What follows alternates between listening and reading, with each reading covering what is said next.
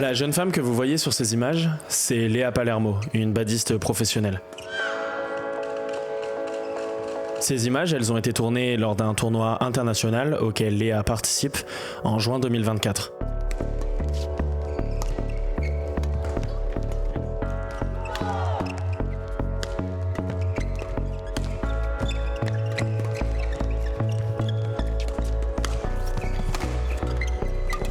Lors de cette compétition, Léa et son partenaire ne verront leur route s'arrêter qu'en demi-finale. Mais là n'est pas l'essentiel. Pour Léa, ce tournoi il signifie beaucoup, puisqu'il marque la fin d'un long et sinueux chemin. Un chemin qui aura duré plus de 2 ans et que je vais tenter de vous raconter dans cette vidéo. Alors bienvenue à tous, je m'appelle Tom, je suis le créateur du Bon Badiste, et dans cette vidéo, je vais vous raconter l'histoire des 2 dernières années de Léa Palermo.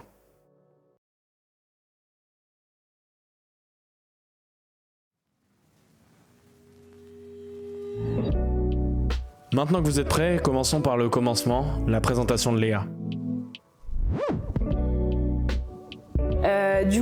Léa Palermo, j'ai eu 30 ans l'année dernière, donc je fais du badminton depuis que j'ai 8 ans et je suis spécialisée en double principalement. Léa est née aux alentours de Grenoble, elle vit alors avec ses parents dans un petit village à 20 minutes de là. Elle débutera le badminton au GAB, le Grenoble Alpes Badminton, à l'âge de 8 ans. Et déjà très compétitrice, elle vit avec l'envie de performer, même si à la base... J'ai jamais eu cet objectif de à 8 ans, quand je commence le bad, je veux être championne olympique. Tu vois, c'est pas un truc qui m'a drivé forcément dès le début. Par contre, ce que j'ai toujours détesté, c'est perdre. Je pense que c'est ça qui m'a drivé le plus, c'est de trouver des manières, des outils pour gagner. Ne pas perdre, ou plutôt gagner. Voilà une bonne raison de se lancer à 100% dans badminton. Et ça fonctionne plutôt bien, puisqu'après 6 ans dans son club grenoblois, Léa quitte le domicile familial direction le pôle de Strasbourg, avec l'ambition de rentrer un jour à l'Institut national du sport, de l'expertise et de la performance, l'INSEP.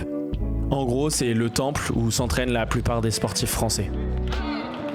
Et elle fera partie des jeunes sportives chanceuses et prometteuses ayant accès à cet endroit conçu pour l'excellence où elle entrera en 2013. Forcément, qui dit sportive dit club, et notamment dans le badminton où ils sont particulièrement importants. Et depuis 3 ans, Léa a choisi le club de Cholet pour y jouer en top 12, la première division française. Mais Léa, c'est aussi un palmarès, notamment en équipe de France où elle a remporté pas mal de médailles. Les meilleurs résultats et ceux dont je suis le plus fière, ils sont collectifs, en par équipe. En 2020, je remporte la médaille de bronze avec l'équipe de France féminine au championnat d'Europe. Et l'année qui suit, avec la team en mixte, on est vice-champion d'Europe. Voilà, ça fait partie de mes plus beaux souvenirs et mes plus belles fiertés sur le terrain. À titre individuel, voilà, mon meilleur classement, c'est 27e mondial avec Delphine Delruy en double dame. Il est temps de vous présenter une personne très importante dans la vie de Léa, puisqu'il s'agit de son compagnon, Julien Maillot. Julien Maillot, j'ai 29 ans, je suis joueur professionnel de badminton, spécialisé en double homme et en double mixte. J'ai été quelques fois champion de France en double homme. Léa, c'est de 1 ma copine au quotidien, donc on est ensemble depuis plus de 5 ans. Et c'est aussi ma partenaire de double mixte. On arrive à gérer le côté professionnel et le côté personnel. Enfin, je vous présente Enguerrand, préparateur physique à l'INSEP et notamment avec Léa durant ces 2 dernières années. Alors je m'appelle Enguerrand Rocher, je suis préparateur physique à l'INSEP depuis maintenant 7 ans. Donc on s'occupe des sportifs en réathlétisation ou en préparation physique pour les accompagner sur les échéances olympiques. Et à côté de ça, j'ai monté une société qui s'appelle Perform for Everyone. L'idée c'est d'apporter l'expertise qu'on a aujourd'hui dans le sport de haut niveau avec l'INSEP, accessible à tous. Il me paraît important que tout le monde a besoin d'avoir le même accompagnement sportif, qu'importe son niveau. Léa, ça doit faire bientôt 3 ans, je pense qu'on s'est rencontrés. Ça a matché tout de suite, de par moi la vision que j'avais de l'entraînement. Surtout que Léa, c'est une personne qui est très investie dans ce qu'elle fait, qui met toutes les chances de son côté pour y arriver. Comme vous l'avez vu, Léa est une sportive accomplie, mais c'est avant tout une femme. Une femme qui aime rigoler, une véritable boule d'énergie avec toujours un sourire sur le visage, qui vit ses émotions à fond et aime tant les faire vivre aux autres.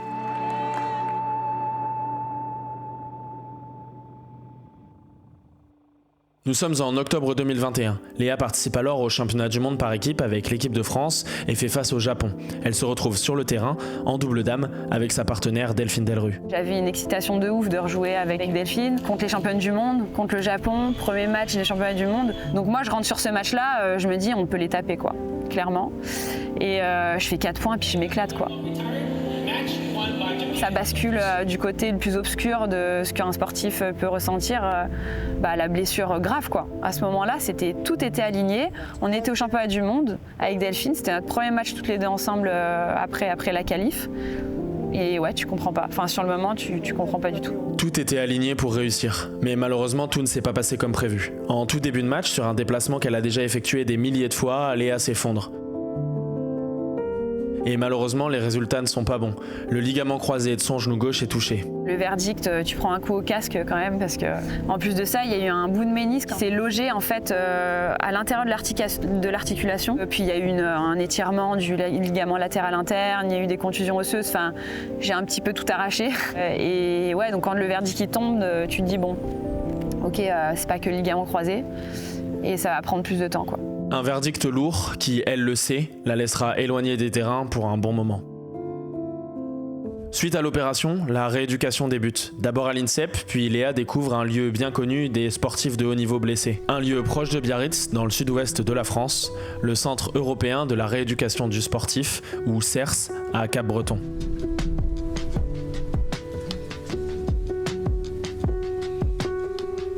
Et pour mieux comprendre ce qu'est ce lieu et ce qu'on y fait, j'ai interrogé Maxime, kiné et responsable de la sphère professionnelle du CERS.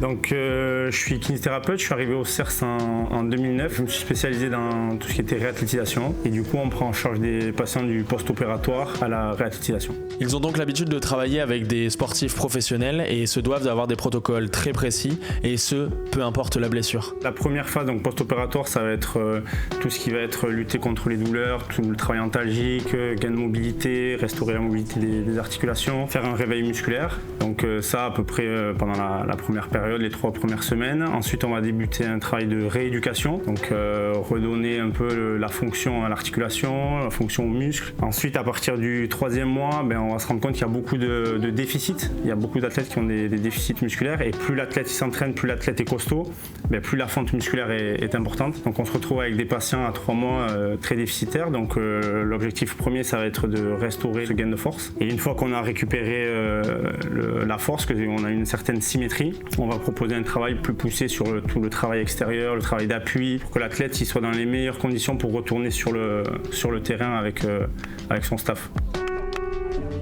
Après la rééducation, il y a une étape clé, la réathlétisation. La réathlétisation, c'est de permettre à l'athlète de retrouver toutes ses capacités antérieures pour retrouver son niveau sportif. Quand on fait la réathlétisation, justement, on va restaurer les derniers déficits. On va essayer d'équilibrer le sportif. On va le faire reprendre la course. On va se rapprocher des paramètres qu'il avait avant la blessure pour que le prépa physique qui le suit dans son staff, lui, il ait une base de travail solide pour le faire performer par la suite. Après ces explications, retour à notre histoire. Juillet 2022, Léa effectue alors son 2e stage au CERS, 9 mois après sa blessure. Malheureusement pour elle, sa rééducation est bien plus longue que prévu. Victime de complications et obligée d'être réopérée, elle devra encore attendre quelques mois pour retrouver les terrains et écrire sa belle histoire.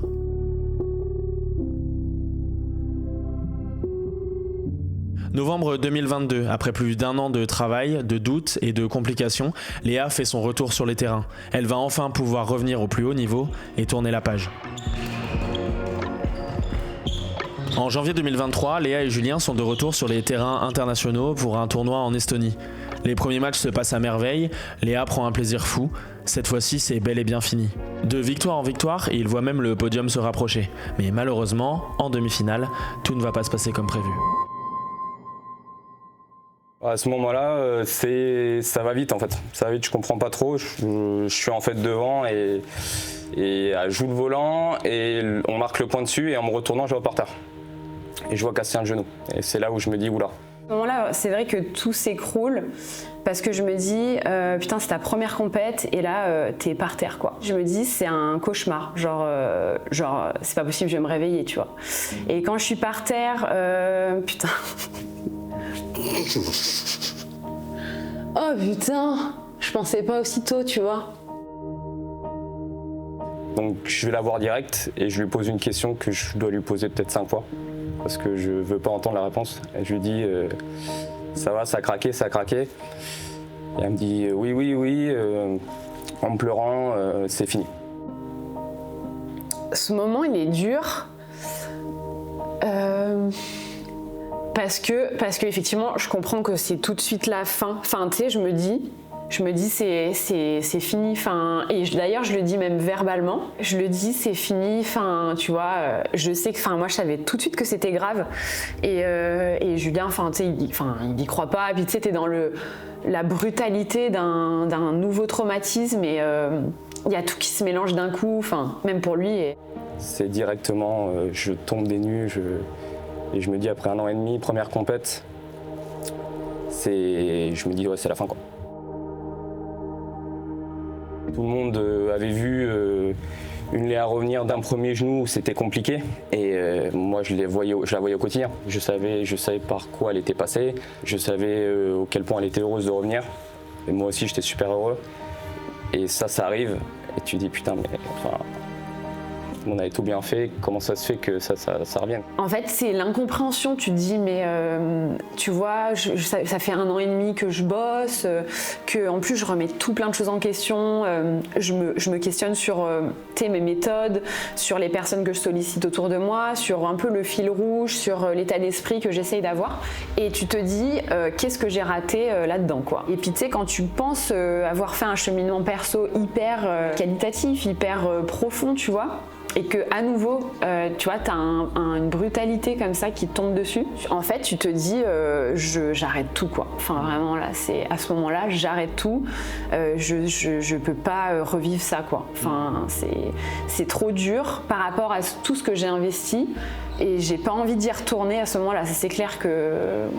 Et pour toi, quand tu dis c'est fini, c'est quoi qui est fini? Le bad, le haut niveau, l'entraînement, le fait d'aller chercher des limites constantes dans son corps physique, son corps mental, son corps émotionnel, enfin tout ça pour moi, c'est la fin de tout ça, quoi. C'est pour ça que je me mets à chialer quand j'y pense, parce que c'est la fin d'émotions que je peux que avoir pour moi dans le sport de haut niveau. Tu vois, il y a une vie après, ça j'en suis consciente, mais cette vie-là, tu vois, brutalement, elle s'arrête et c'est ça qui est horrible à ce moment-là. Un sportif de haut niveau ne travaille pas seul. Alors quand ce genre de situation arrive, c'est forcément tout l'entourage qui est touché. C'est le cas évidemment pour Julien, mais aussi pour l'équipe de Léa à ce moment-là, et notamment son préparateur physique, Enguerrand. Ça n'a pas été facile, surtout que j'ai pas voulu voir les vidéos, voir ce qui tournait beaucoup dans l'équipe. Et quand on m'a appris la nouvelle, j'ai pas voulu voir tout ça parce que j'étais déjà assez triste pour Léa, parce qu'une récidive de blessure sur un croisé, c'est très compliqué à gérer, et, à la fois émotionnellement, psychologiquement, sur tout ça. Ça faisait 1 an qu'elle galérait sur sa réathlétisation presque. Elle m'a contacté pour que je reprenne la fin de sa réathlétisation, ce qui a plutôt bien marché. En accord avec le prépa physique du badminton et moi, on a décidé que c'était peut-être le moment de reprendre sur les terrains. Et quand il y a eu le retour de blessure, c'est très compliqué à gérer en interne parce qu'il y a de la remise en question. Et pour autant, moi, j'ai pas géré toute sa réathlétisation, donc c'est aussi plein de questionnements. Et je suis de nature aussi à beaucoup travailler sur moi et des questionnements internes sur la prise en charge des athlètes, que ce soit en prépa physique ou en réathlétisation. Et du coup, sur le coup, ça n'a pas été évident pour moi et encore plus pour Léa, parce que voilà, c'est très très dur comme événement dans une vie de sportif de haut niveau, et encore plus quand c'est une récidive. J'étais aligné sur cette compétition avec William Vilger en double, et je dis à William, écoute, je me sens pas capable de jouer la demi, je peux pas. Et vous la jouez pas du coup? En fait, ce qui était bien entre guillemets, c'est que en fait, comme on se blesse, ça part elle à l'hôpital avec Alberto, notre kiné qui était là. Je suis totalement coupé du monde, de la réalité. Je dis à William, j'ai vraiment pas envie de jouer en fait. Et derrière, mot pour mot, il me dit, frérot, si tu veux pas jouer, je respecte. Si tu veux la jouer, celle-là, je donnerai tout et on le fait pour Léa, quoi. Et c'est ce qu'on a fait, donc derrière on arrive à gagner la demi, mais fin du match je m'écroule, j'avais énormément de tristesse pour Léa, quoi. Voilà, vous venez d'avoir une idée de ce que peut vivre un sportif de haut niveau. Souffrir d'une blessure aussi tragique que celle d'un ligament croisé du genou, c'est horrible, mais ça fait malheureusement partie des risques qu'ils prennent pour aller chercher toujours plus haut. Mais se reblesser sur un ligament croisé de son autre genou lors de sa première compétition de reprise, et après avoir été éloigné des terrains pendant plus d'1 an, c'est tout simplement la fin. La fin des entraînements, du jeu, de la passion et du plaisir que peut provoquer le sport, et notamment le badminton.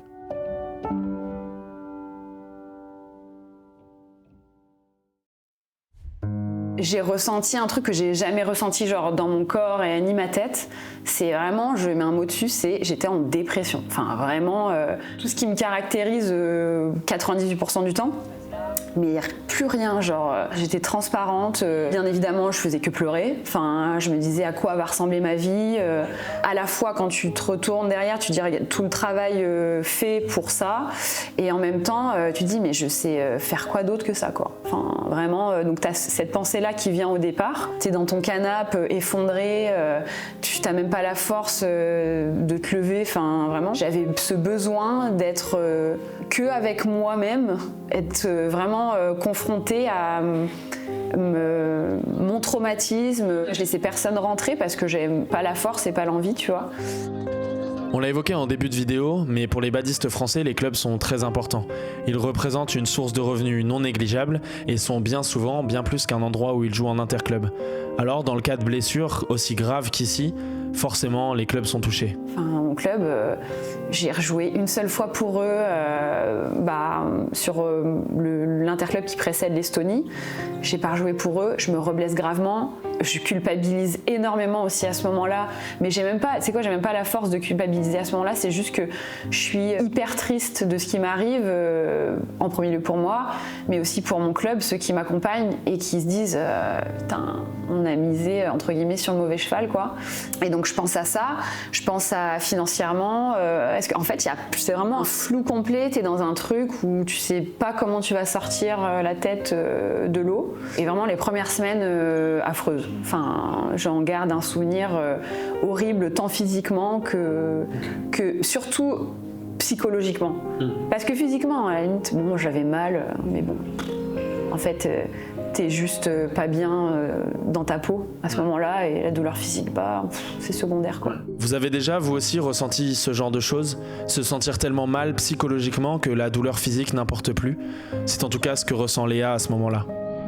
Et puis l'opération arrive, et avec elle la machine qui est bien obligée de se remettre en route, ne serait-ce que pour se relever et tenter de vivre normalement. À partir du moment où tu as l'opération, bah vas-y, faut y aller quoi. En fait, même physiquement, tu sais quoi, bad ou pas bad, faut que je récupère un genou quoi. Enfin, faut que je récupère mon genou correctement. Je me souviens, enfin c'est mon papa qui me dit Léa, dans tous les cas, cette opération faut la faire parce que physiquement, tu as besoin de retrouver ton genou pour ta vie, ton quotidien, quoi.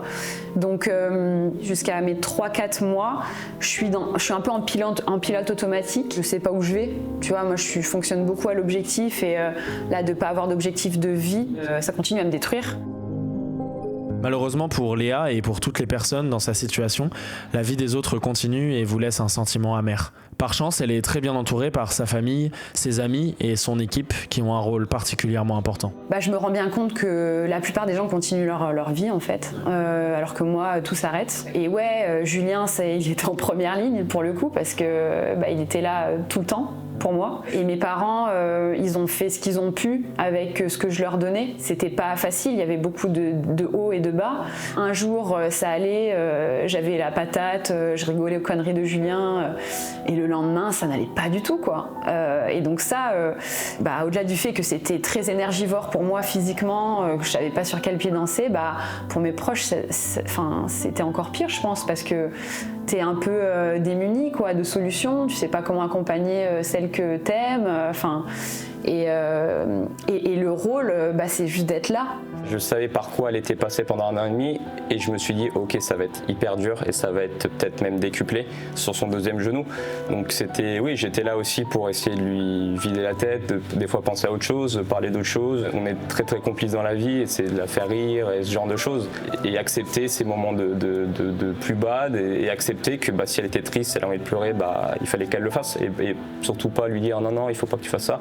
Laisser ses émotions, on va dire, vivre en elle. Léa fait partie des athlètes avec qui je suis très proche. Et du coup, c'est plus facile déjà pour créer de la communication, pour créer des échanges qui sortent de l'entraînement en lui-même. Et pour moi, c'est hyper important parce que l'humain prend une place très importante dans l'accompagnement sportif. Et du coup, avec Léa, ça s'est fait très naturellement. Ça veut dire qu'on avait déjà beaucoup d'échanges avant tout ça. Et du coup, tout de suite, on a mis de l'échange dans nos discussions sur, prends le temps, prends du recul. Aujourd'hui, l'important, c'est pas l'entraînement, l'important, c'est pas le badminton, l'important, c'est toi en tant qu'humain. Je vais laisser prendre la distance par rapport à tout ce qui s'était passé pour qu'elle se refasse psychologiquement. Et j'ai vraiment senti l'essence même de l'amour vrai, quoi, véritable. Et du coup, voilà. Mais c'est... T'es relou, hein. Enfin, c'est... Voilà, hein. Bah oui, parce que c'est eux les plus importants. Putain. Aidée par ses proches, Léa sort peu à peu de sa dépression. Et puis la rééducation commence, ne serait-ce que pour remarcher.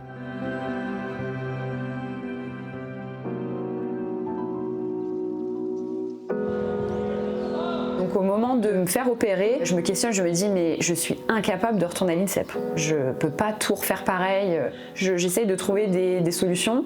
Et 2 jours après mon opération, la question se pose d'aller potentiellement rejoindre la kiné fédérale. Elle a un cabinet dans Paris et je me dis je vais aller rejoindre Anne. Et je fais ça sur les 3 premiers mois, 3 fois par semaine en rééducation. Déjà dans un premier temps, je me rends compte que forcément changer d'environnement ça m'apaise. Et en plus je me rends compte que faire 3 séances dans la semaine c'est assez quoi. Et ça va me suivre finalement tout au long de ma rééducation et réathlétisation, d'être subtil un peu plus dans la qualité plutôt que la quantité. Ça y est, le physique commence à se relancer.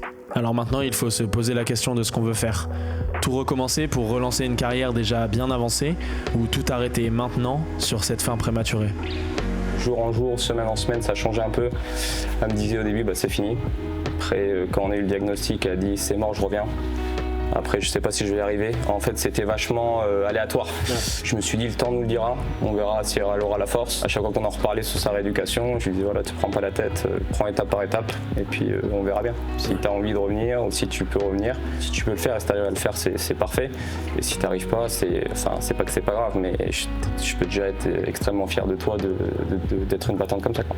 À partir de 4 mois, je me souviens d'une séance avec ma psy où je me dis non mais en fait je vais y retourner quoi. Enfin je vais y retourner parce que j'étais plus drivée par une passion plus que par le premier genou. Tu sais, ce côté un peu regard des autres où je veux écrire une belle histoire pour montrer que j'en ai la capacité. Là, mais en fait, quand tu es confronté à ta propre merde, tu fais les choses vraiment pour toi et tu te dis ok, là je décide d'y retourner, mais par contre c'est vraiment que pour moi quoi. Et ouais, je te dis c'est à peu près autour du 4e mois où je prends conscience de la place qu'a le badminton dans ma vie, tu vois, et dans mon cœur surtout pour le coup.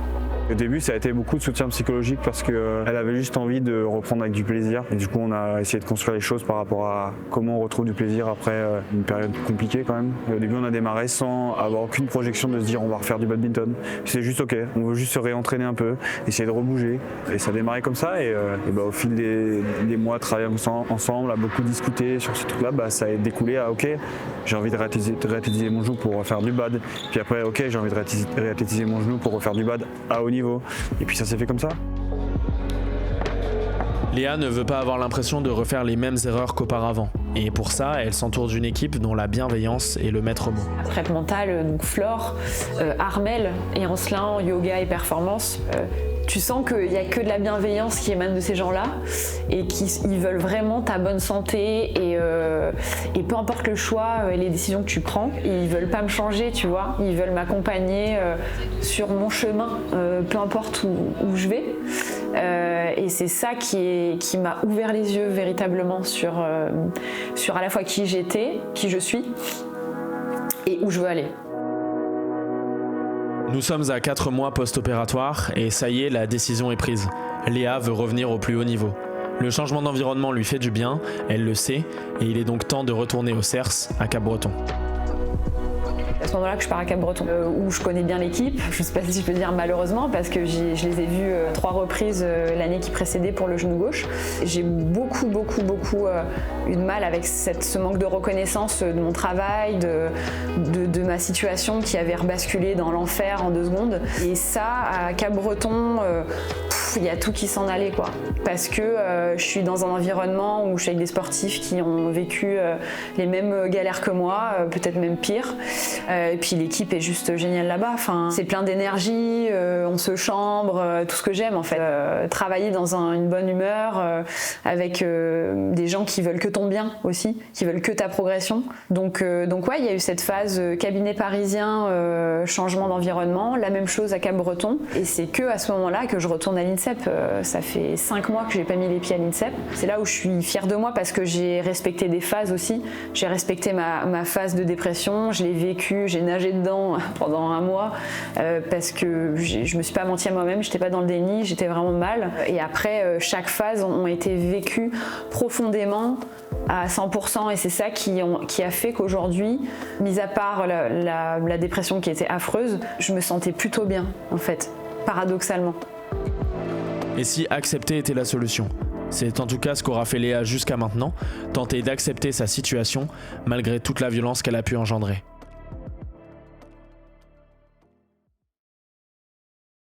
Lorsqu'un sportif professionnel se blesse, l'un des aspects les plus compliqués à gérer reste l'aspect financier. Heureusement pour Léa, son club et ses partenaires, si importants pour elle, l'ont toujours soutenue.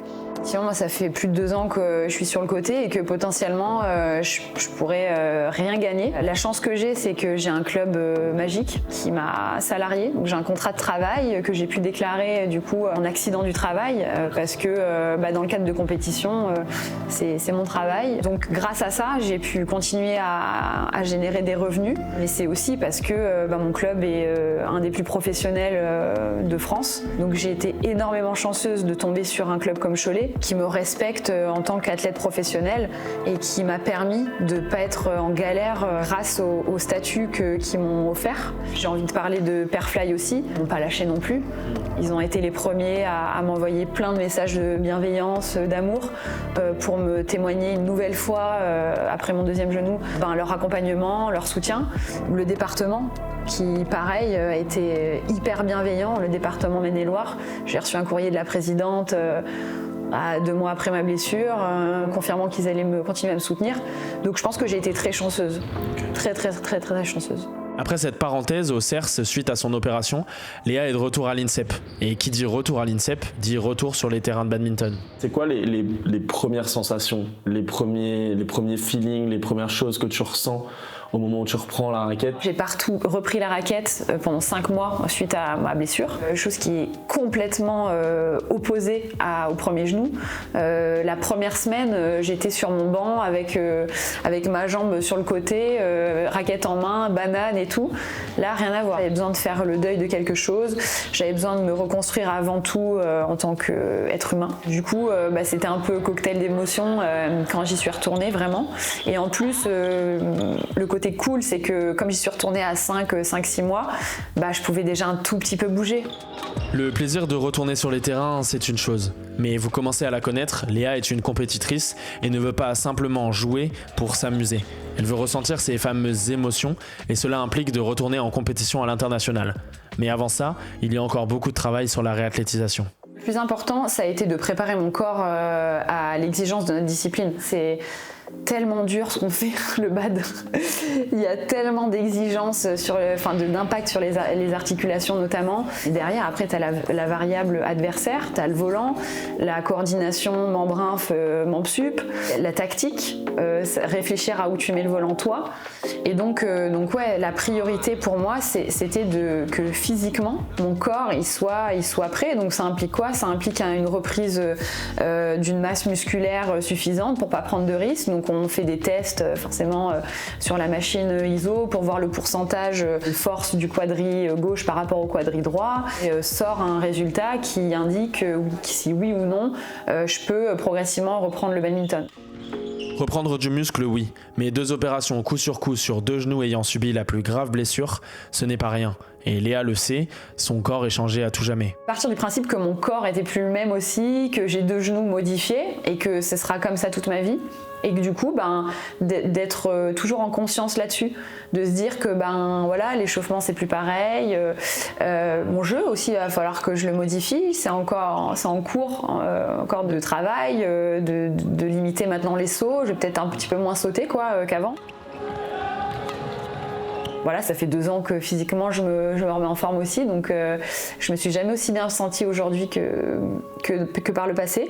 Et donc du coup, ouais, ça a été ça la priorité, ça a été que mon corps soit en conscience sur ce qui m'est arrivé, sur mon contexte, et que physiquement je prenne pas de risques, effectivement. Ne pas prendre de risques physiquement et connaître son corps le mieux possible. Pour ça, Léa continue la préparation mentale, mais découvre aussi une nouvelle discipline, le yoga et performance. Toujours une séance de préparation mentale au moins toutes les 2 semaines pour faire le point où j'en suis émotionnellement, psychologiquement, dans la fixation de mes objectifs. Donc ça c'est avec Flore. Et il y a toujours aussi une fois toutes les 2 semaines, donc j'essaye d'intercaler de manière à ce qu'il y ait un rendez-vous pour moi, pour mon corps, ma tête, au moins une fois par semaine. Donc quand c'est pas Flore, c'est Armelle et Ancelin en yoga et performance. Prendre mon corps dans sa globalité, en conscience, lui envoyer que du bien, de prendre un temps pour moi. Mise en place à l'INSEP pour tous les sportifs qui en ressentent le besoin, cette pratique fait appel à des exercices divers et variés de posture et de respiration directement tirés du yoga pour tenter d'aligner leur corps avec leur esprit. C'est plus une dimension spirituelle où je décide de m'observer et de placer mon corps au centre de tout, être à l'écoute de tout ça et de mettre en pratique des exercices bien spécifiques en fonction de ce que je ressens émotionnellement.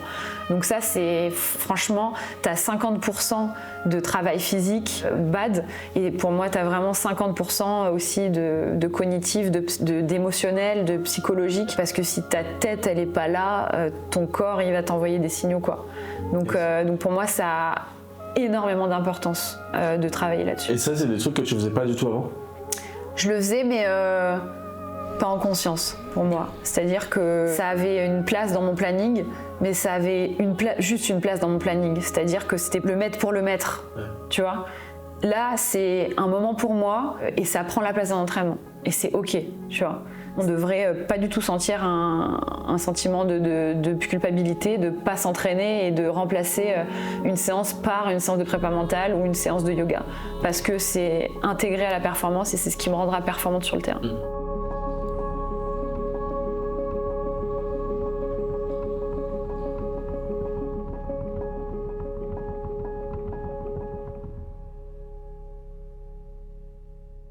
Bien, je ne sais pas vous, mais moi j'aurais clairement été incapable de me relever ne serait-ce que de la moitié de ce qu'a pu vivre Léa.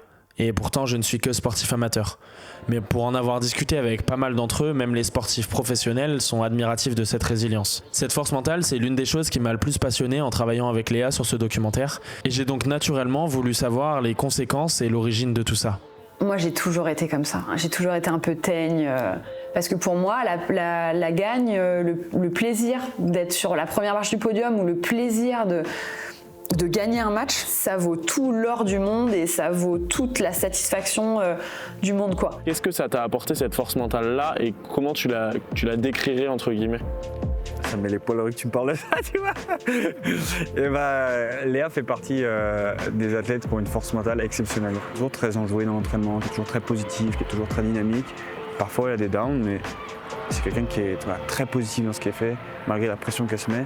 Cette période-là, pour elle, ça n'a pas été facile, mais elle a toujours été capable de se relever au bon moment. C'est-à-dire qu'il fallait à un moment écouter ses émotions, les a écoutées. Puis à un moment, elle s'est dit, OK, je ne peux pas m'arrêter sur ça. Je veux dire, son premier croisé, ça a été déjà assez dur. Et elle voulait toujours reprendre parce qu'elle se sentait capable. Et quand elle m'a derrière relancé l'idée de OK, je veux me relever de mon deuxième croisé et je vais être performant dans ce que je fais, elle m'a dit direct. Si je m'arrête maintenant, je vais regretter parce que je vais pas être allé de où est-ce que je voudrais aller au maximum, où est-ce que mes capacités maximales, je les ai pas atteintes.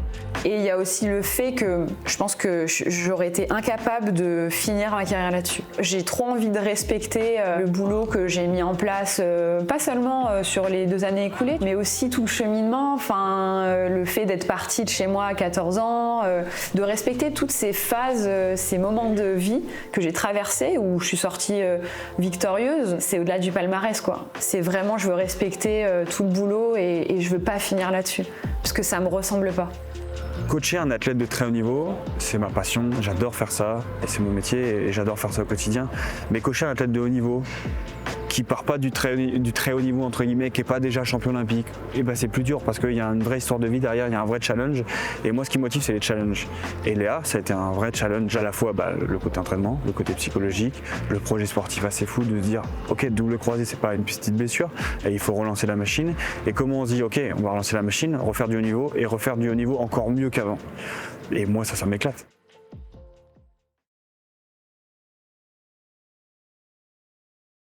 Dans toute blessure, il y a évidemment du négatif, comme nous l'avons évoqué depuis le début de cette vidéo.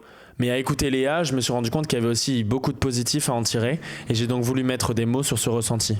Qu'est-ce que tu dirais que ces 2 ans t'ont apporté de positif? En premier lieu, je dirais que j'ai pu profiter de ce qui m'importe le plus dans ma vie, c'est-à-dire mes proches, mes meilleurs amis. La deuxième chose, je dirais, on en parle depuis tout à l'heure, c'est le cheminement personnel. Je pense qu'on n'est jamais prêt pour ce qui nous arrive dans notre vie. Je suis certainement pas au bout de mes peines, mais par contre, je me sens plus armée, quoi. On prend un peu plus de hauteur sur les choses. On montre les personnes qui brillent, les personnes qui font des résultats, qui réussissent, c'est top. Mais de temps en temps, il y a des chemins qui sont un peu plus compliqués. On prend un peu plus de plaisir. Moi, je sais quand on s'est blessé, quand je venais à l'entraînement, d'avoir ce plaisir et de se dire que je suis chanceux de pouvoir jouer, de pouvoir continuer la compétition avec William. Avant, j'avais envie d'éclater une raquette parce que j'étais fou. Là, je me dis, bon, voilà, t'as donné ton 100% du jour, ok, t'as perdu, c'était sûrement meilleur. Tu relativises beaucoup plus et je pense que là-dessus, je sais que j'ai un peu plus grandi sur ce domaine-là. Je pense que là, sur le plaisir, elle s'est mise aussi au yoga, ça lui fait énormément de bien, une vision un peu différente. Et je pense que même en tant que femme, dans la vie de tous les jours, elle est un peu différente. Elle ressort grandie de ces 2 expériences. Le fait d'échanger ça avec elle et d'être un peu alignés aussi sur les personnalités tous les deux, en fait, ça nous booste tous les deux en fait. C'est-à-dire, dès qu'elle, ça va moins bien, moi je suis là pour la ramener dans le truc et voilà. Et puis des fois, moi en tant que coach, j'ai aussi des moments où je suis plus down. Et elle me ramène aussi dans le truc. Comme j'ai appris à me connaître encore mieux, je sais mes besoins vitaux et les outils que je vais pouvoir réveiller ou mettre en place pour me sortir de situations périlleuses comme j'ai pu avoir ces 2 dernières années. Tu dirais que c'est de l'acceptation que tu as beaucoup plus aujourd'hui? Ouais, c'est ça. C'est que je pense que par le passé, j'étais plus en lutte par rapport à mes sauts de frustration ou même à mes sauts d'énergie. D'un coup, c'est hyper cool, mais c'est très énergivore quand même. Et je pense que je suis beaucoup plus équilibrée là-dedans, je suis plus calme vis-à-vis de ça. De le prendre plus en mode tranquille, tu vois là. Genre c'est toi, t'as un cheminement personnel fabuleux depuis 2 ans. Respecte-toi parce qu'aujourd'hui, t'as beaucoup moins de mal à gérer tout ça. T'es beaucoup plus grandi, beaucoup plus constructive, beaucoup plus objective pour traverser des périodes difficiles, quoi. Quand t'as la tête dans le guidon, tu fais pas gaffe, tu y vas, tu tapes dedans, tu y vas et quand tu te blesses, c'est là où t'as un peu plus de cette vision d'en haut là, et tu te dis ah ouais mais là j'ai peut-être un peu trop envoyé. Quand tu reviens, tu l'exposes au coach, tu l'exposes au prépa physique et ça repart. Et c'est ça qui est, je vais dire, le gros point positif d'une blessure, c'est le temps de repos et le temps où ton esprit s'ouvre un peu plus, tu sors la tête du guidon en fait. Je vois l'entraînement complètement différemment, donc vraiment le plaisir et l'amusement, je l'ai déjà dit, ça va être un peu mon fil rouge, même si je suis toujours très compétitrice, toujours très exigeante, machin. Quand t'es 2 ans à l'arrêt comme ça et que t'es coupé de ta passion, là c'est le kiff quoi. Amusement, plaisir au max sur les entraînements. On verra en compétition comment je vais me comporter, mais en tout cas, il y a toujours autant de plaisir. C'est kiffant le bad quand même. Depuis le tournage de cette interview à l'INSEP en janvier 2024, beaucoup de choses ont changé pour Léa et son entourage. En mars, elle a décidé de quitter l'INSEP et de prendre la direction d'Issy-les-Moulineaux pour aller vers plus de personnalisation et d'individualisation dans la performance. Bref, se sentir plus au cœur de son propre projet. Mais avant ça, j'avais eu envie d'évoquer avec elle l'avenir qu'elle s'imaginait.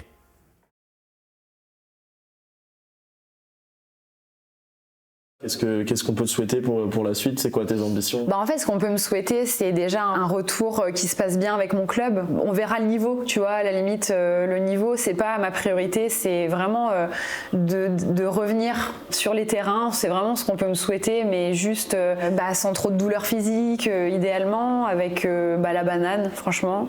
Et avec Julien en double mixte, j'aimerais sincèrement qu'on réussisse à faire des compétitions ensemble, qu'on arrive à avoir une régularité, à la fois dans dans nos tournois, les tournois qu'on va aller jouer, et puis nos performances, ce serait cool que ça se concrétise, tout simplement. Et cela s'est évidemment concrétisé. En mars, Léa a repris les compétitions à l'international, et cette fois-ci pour de bon. Les tournois s'enchaînent et les premiers résultats arrivent, comme à Nantes en juin dernier, tournoi que je vous évoquais au début de cette vidéo, comme pour terminer le chemin de ces 2 années.